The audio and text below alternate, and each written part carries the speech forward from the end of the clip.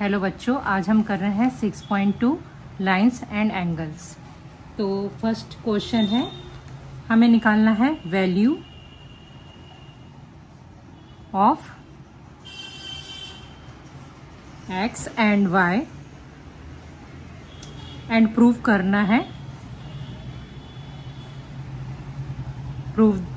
है हमको कि ए बी पैरेलल है सी डी के। ये फिगर बना लिया है मैंने कि ए बी पैरेलल है सी डी, ये प्रूफ करना है और एक्स और वाई की वैल्यू निकालना है।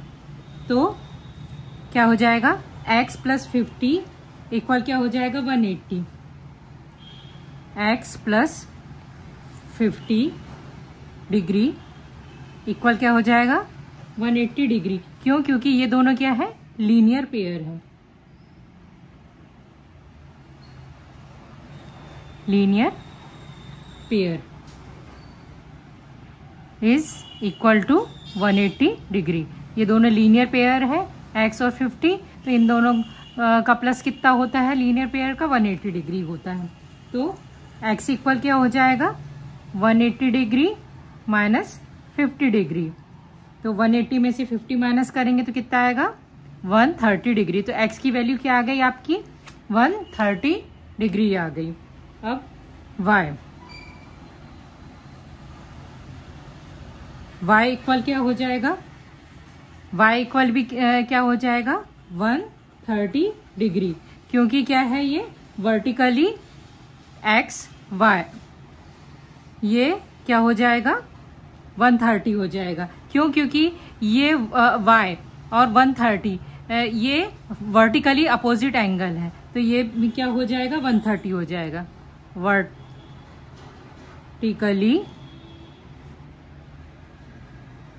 अपोजिट एंगल आर इक्वल, ये 130 है तो 130, तो ये भी क्या y भी क्या हो जाएगा 130, क्योंकि ये दोनों क्या है, ये क्या है वर्टिकली अपोजिट एंगल है। तो क्या हो जाएगा, in two parallel lines the alternate interior angles are equal.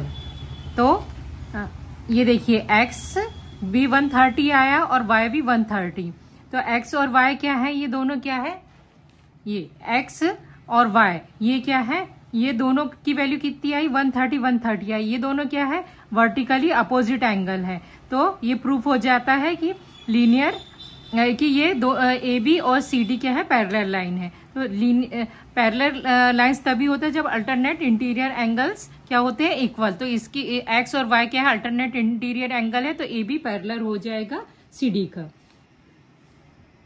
X equal Y equal कितना आया 130 हो गया। ये क्या है अल्टरनेट इंटीरियर एंगल है। सो ए बी पैरेलल हो गया सी डी के। ठीक है, अब सेकंड क्वेश्चन है। सेकंड क्वेश्चन ये मैंने फिगर बना लिया है सेकंड क्वेश्चन का। तो इसमें क्या दिया है कि ए बी पैरेलल है सी डी के एंड सी डी पैरेलल है ई एफ के। ये तीनों एक दूसरे की पैरेलल है। तो क्या है ए बी पैरेलल हो जाएगी, ए बी पैरेलल है सी डी और सी डी पैरेलल है ई एफ के। ये तीनों एक दूसरे के क्या है पैरेलल है। ठीक है, तो ए बी पैरेलल हो जाएगी ई एफ के भी।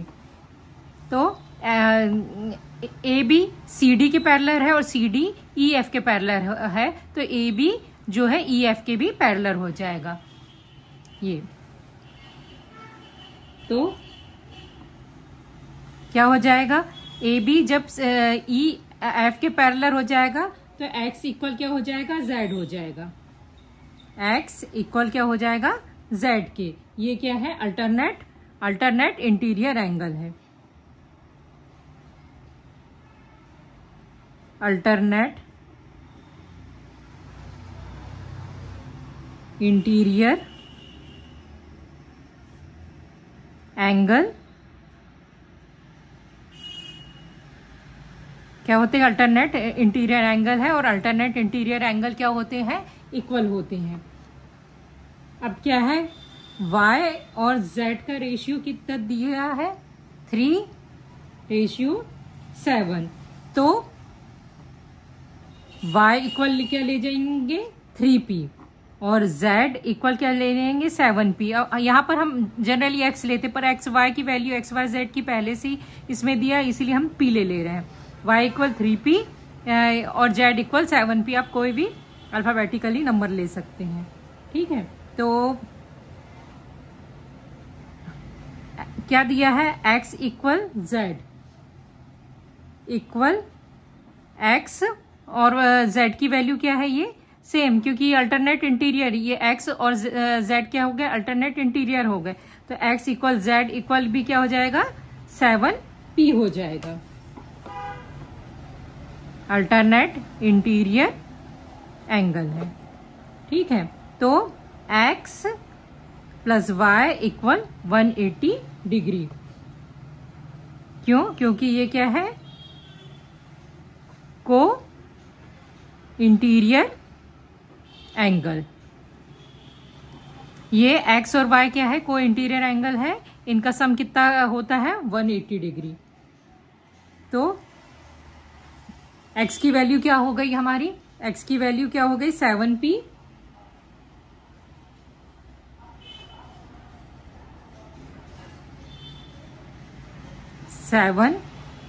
प्लस y की क्या हो गई 3p इक्वल क्या हो गया 180 डिग्री।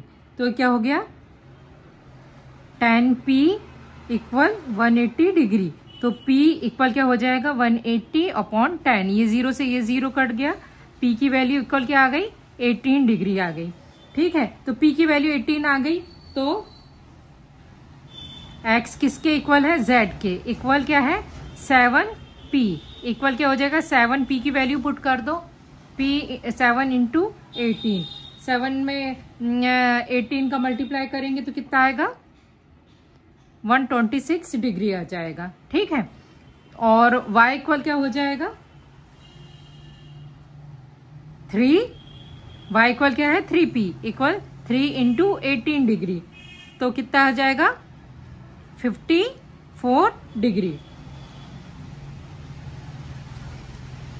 तो ये हमारी वैल्यू आ गई हमारी कि x की वैल्यू कितनी, x और z की वैल्यू कितनी आ गई 126 और z की वैल्यू और y की वैल्यू कितनी आ गई 54 आ गई। तो ये हमारा सेकंड क्वेश्चन हो गया। अब हमारा क्या है थर्ड क्वेश्चन है। ये थर्ड क्वेश्चन का ये मैंने ये फिगर बना दिया है कि ये इसमें दिया है गिवन क्या दिया है कि AB